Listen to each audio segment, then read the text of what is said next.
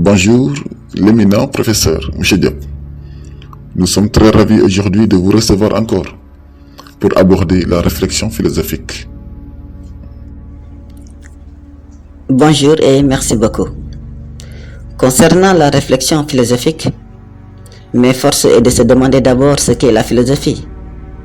Vous n'ignorez pas que la philosophie fait l'objet d'une polémique, d'une rupture, d'une querelle de plumes, à telle enseigne qu'on ne s'entend pas sur ce qu'elle est. En vérité, en philosophie, chacun définit la philosophie telle qu'il l'entend, mais sans jamais dire ce qu'elle est vraiment. Jamais on n'a pu dire ce que c'est la philosophie exactement.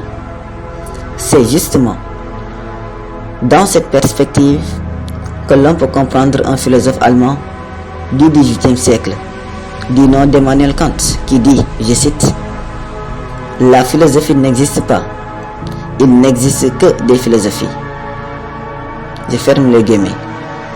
Parce que chaque auteur se fait une conception de la philosophie en fonction de ses croyances, de ses sentiments et des préoccupations de son milieu. Dans l'histoire, on a pu constater que c'est une discipline dont toute l'originalité et la pluralité de ses définitions. Il est vrai que la philosophie ne fait pas seulement l'objet d'une seule définition, mais plutôt il faut dire qu'elle fait l'objet de plusieurs définitions. C'est pourquoi que l'on peut comprendre le philosophe français Georges Gusdorf lorsqu'il déclare, j'ouvre les guillemets, au lieu de définir la philosophie, chaque philosophe définit sa philosophie. Je ferme les guillemets. Donc la philosophie est une affaire personnelle. Même si elle porte le cachet personnel de chaque auteur, il faut retenir que le dénominateur commun de toutes les philosophies, c'est naturellement la critique. Autrement dit, la philosophie se reconnaît par la critique. Elle est fondamentalement critique. Du grec kritikos et du latin criticus, nous entendons par critique une entreprise de raisonnement, une affaire d'analyse, de mesure, de jauge. Autrement dit, on ne peut pas se permettre en philosophie de croire en quoi que ce soit tant qu'on ne l'a pas mesuré, équilibré et vérifié. C'est pourquoi on dit souvent que la philosophie est une entreprise critique. Par conséquent, le philosophe a un esprit critique. Un esprit critique est un esprit qui doute, qui s'interroge, qui analyse et qui examine. Donc l'esprit critique n'est pas un esprit consommateur. Il ne croit en rien tant qu'il ne l'a pas justifié et prouvé. Cependant, il faut faire la différence entre l'esprit critique et l'esprit de critique. Je rappelle, l'esprit critique est différent de l'esprit de critique. L'esprit critique est positif. Il se soucie de la vérité et que c'est par le doute qu'il passe pour trouver la vérité.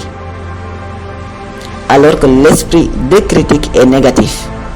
C'est un esprit qui critique pour le simple plaisir de critiquer. C'est un esprit qui critique pour le simple plaisir. Et c'est justement parce qu'elle est critique essentiellement que la philosophie est tout simplement l'envers du mythe et de la religion. Le mythe et la religion ne sont pas du tout une forme de pensée critique. Et c'est pourquoi ils entrent en conflit avec la philosophie. Par contre, la science a une base critique. C'est pourquoi elles ont des points communs. Puisque la philosophie est critique, nous pouvons installer une étude comparative entre la philosophie et ce qu'elle n'est pas. La philosophie n'est pas le mythe. La philosophie n'est pas la religion. La philosophie n'est pas la magie. La philosophie n'est pas tout simplement tout ce qui est croyance dogmatique. Elle n'est pas non plus la science. Maintenant, comme il s'agit de comparer, il faudra montrer les points de ressemblance et de dissemblance entre ces notions.